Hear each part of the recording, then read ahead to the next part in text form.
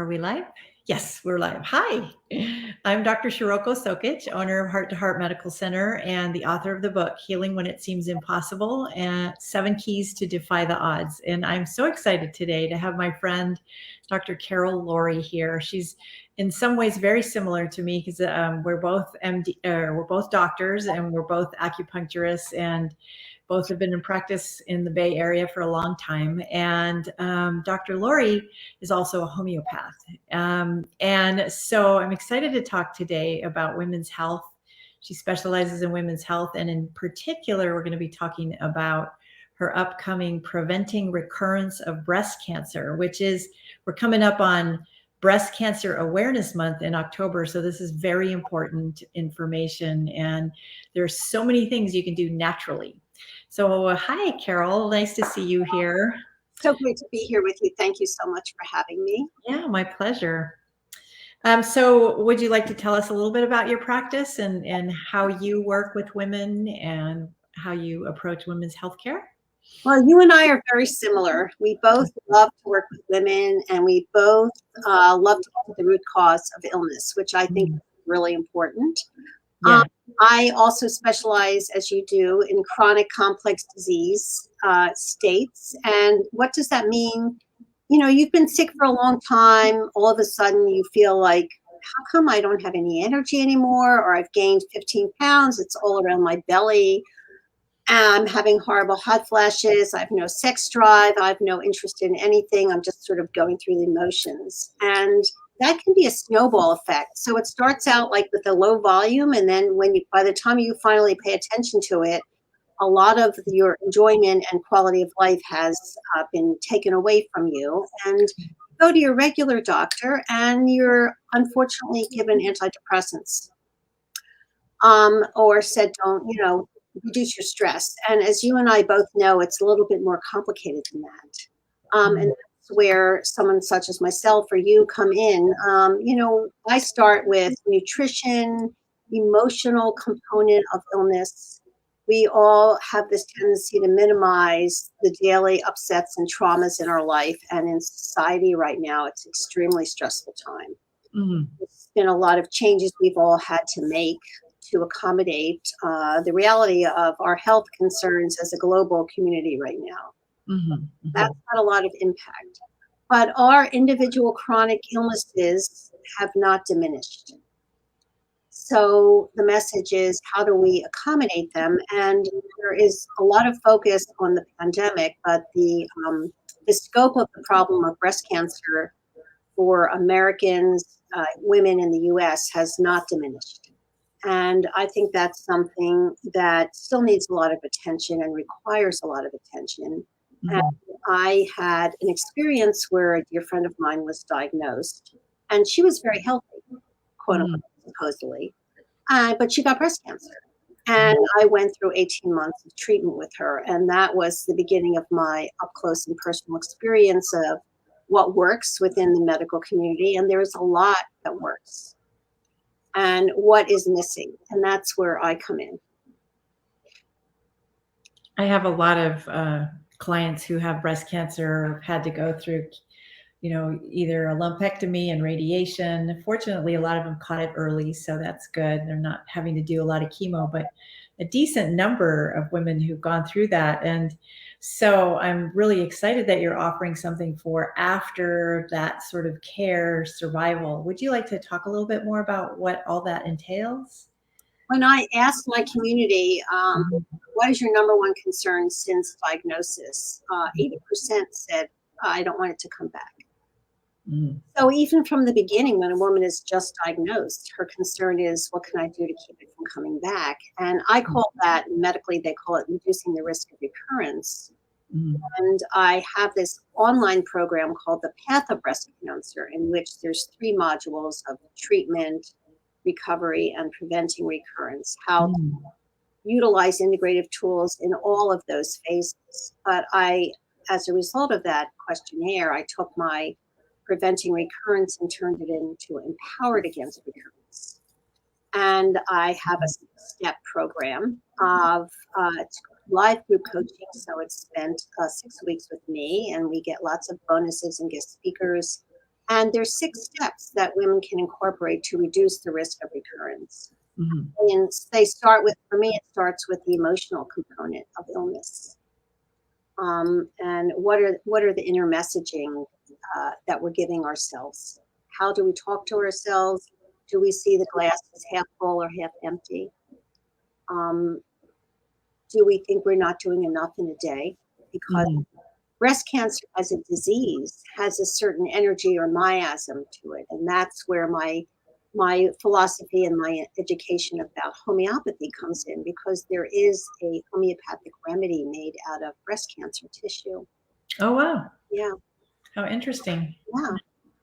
And women need that a lot, whether they have breast cancer or not. But let me talk a little bit about what that energy is. Cancer is cells when they've decided to stop paying attention to the rules.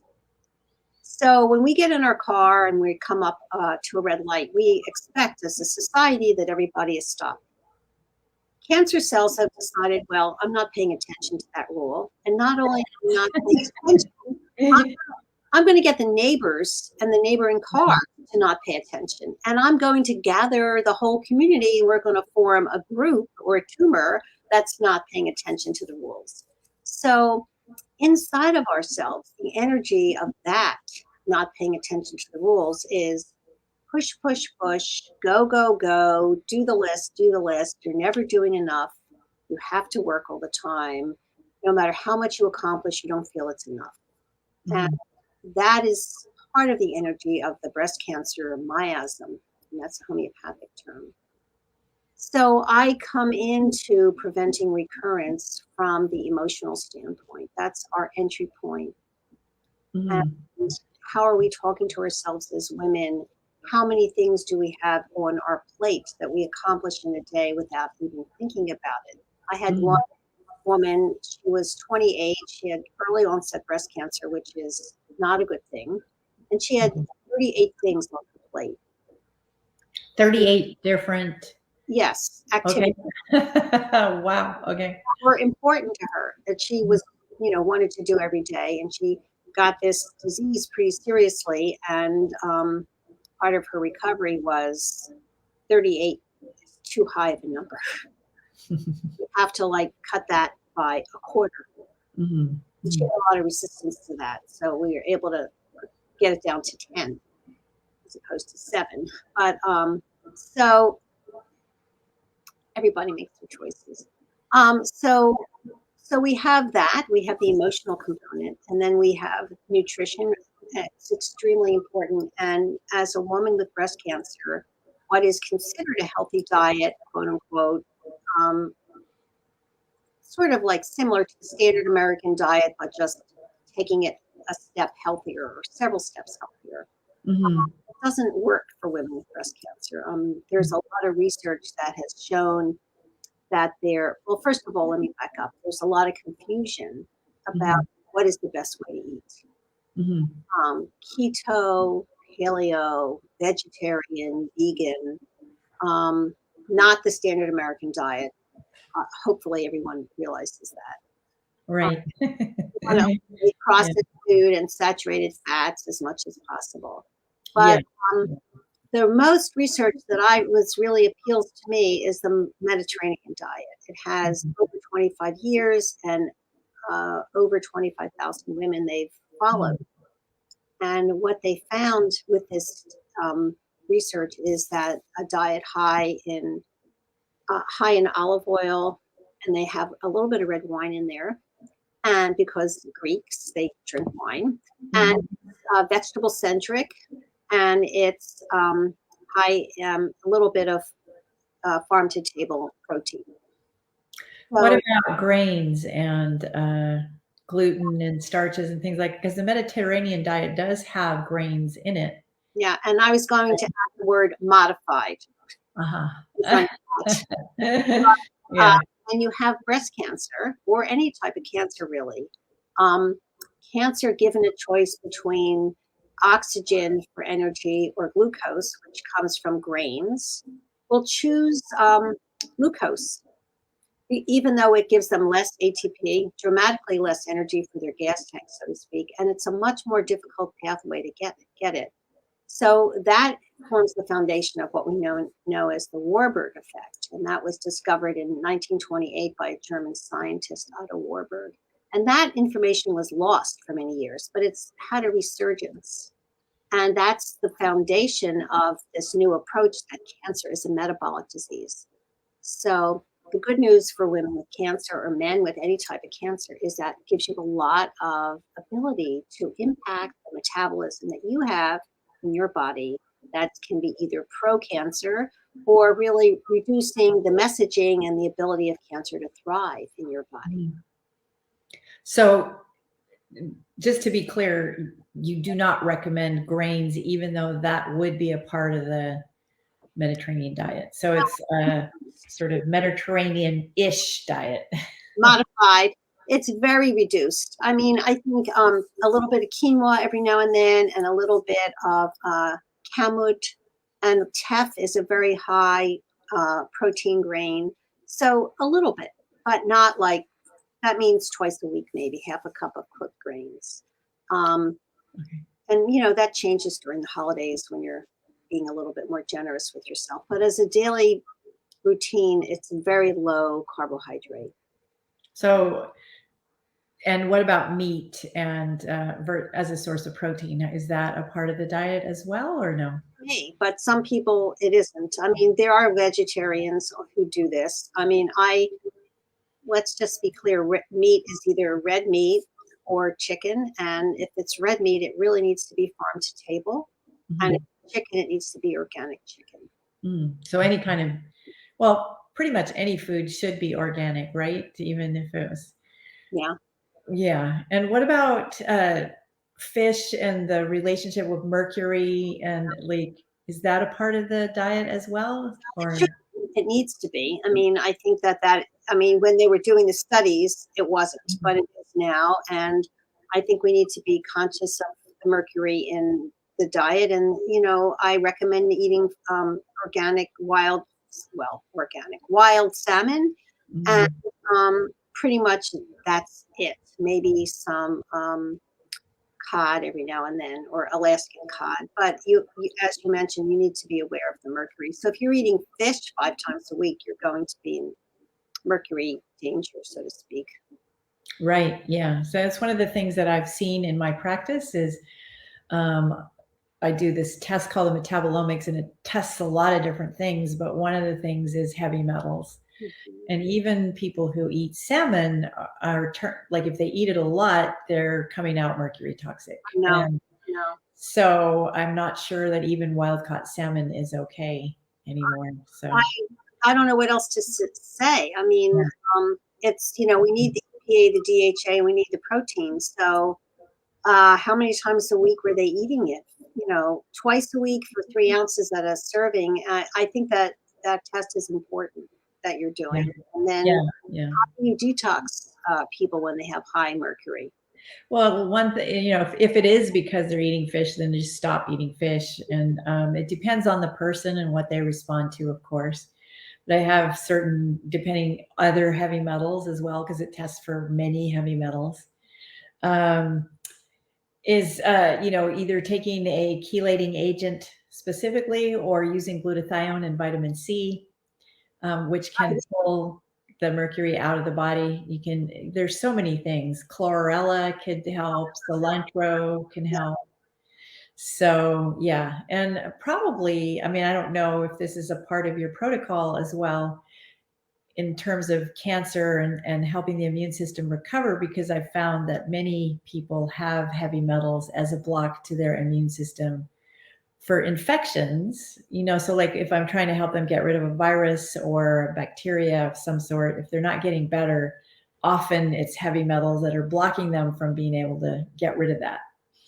I think that's true with cancer as well, with breast cancer. I think that the heavy metals and what you're talking about is the foundation of health. So the more we clear out that issue, the better. I mean, there is elevated copper. We look at copper, zinc, and ceruloplasmin as if the copper is elevated, we want to lower that with certain chelating agents. But I think testing for heavy metals is a really important component, and that is a deeper level of working individually. It's not something that happens in the group setting, although adding it as a bonus might be a good idea. Maybe, yeah. Too. New ideas. So do you want to talk about the webinar that you're doing tomorrow? And yeah, I'd love to hear more about that. So I have been working with my wonderful community for many, many years, and they ask questions, and I put together their main questions to create a free class or a free webinar, which is being offered tomorrow at 5 p.m. Pacific, 8 p.m. Eastern, and also on Wednesday at 10 a.m. Pacific, 1 p.m. Eastern. And it's all about my special tools that I've learned over many years of learning how I can share with them and with reducing risk of recurrence. And when you've rung the bell, this is what I've heard. Many people have said to me, like, the minute I rang the bell, all my support system disappeared. My oncologist, I only saw him or her, every 6 months. And one woman said to me, this may sound strange, but I actually liked going into radiation every day. Even though I didn't like radiation, I liked the support I got. So you're finished active treatment, you're put on tamoxifen aromatase inhibitor, which is a whole nother bag of the good with the bad. Yeah. The side effects can be very debilitating as far as your quality of life is concerned. And what do? How do you manage? You've chosen to be on these drugs, and there is a lot of benefit from these drugs. There's research that supports them. But on the other hand, you don't want to not be able to enjoy your life because you have horrible chronic joint pain and muscle pain, and you can't get out of bed, and you've gained 20 pounds, and your clothes don't fit. So there's a lot that we can do to reduce those side effects and have you recover your health and restore your life. So that's what you're going to be talking about in your webinar. Right here at the bottom of this page is the link to join that webinar tomorrow or Wednesday morning. Tomorrow at 5 p.m. Pacific or Wednesday morning at 10 a.m. Tomorrow's Tuesday, just in case you're watching this on a different day. Right. Tuesday, September 14th or Wednesday, September 15th. And I am really interested. I have one of my very dear friends was recently treated for breast cancer too. And of course I walked her through that, and she had radiation and surgery and is dealing with the aromatase inhibitors. And they've given her like 3 different ones that have different side effects. And definitely, I'm sure she's interested in learning more about what you have to say. So I'm going to send her your way. I give away a free consult with me for the women who attend the class. When you stay at the event, I tell you how you can win a free consult with me for an hour, which is going to be very beneficial for everyone. And I love doing that. And there's lots of free gifts and prizes. And I offer also, as part of that, when you join the program, a half-hour consult with me just to get to know you. And so there's a lot of care and individual attention that you get from me when we have our classes and stuff. It's the group of women are always inspiring and always wonderful. You are so incredibly generous. Thank you for sharing your time with me today. And any final parting words you want to give to our audience? We can't choose what life puts in front of us for our path, but we can choose how we respond from our heart and in our mind. And it's no accident that you're here watching this. And I believe people who come and join me in my program and work with me individually, it's no accident that we found each other. And that's the beauty of the internet and what we do. We get to reach. I had a woman from Sweden, I had somebody from Malta, somebody from France. I mean, it's a global, breast cancer is global. And making little changes can really impact how you feel in your life physically and how you feel emotionally, because you're doing everything you can to reduce your risk. Yes. Thank you so much, Carol. It's lovely to have you. And I hope lots of people attend your webinar so that they can stay healthy and achieve their optimal path. So thank you again. Thank you for having me. Have a lovely day, everyone. Thanks.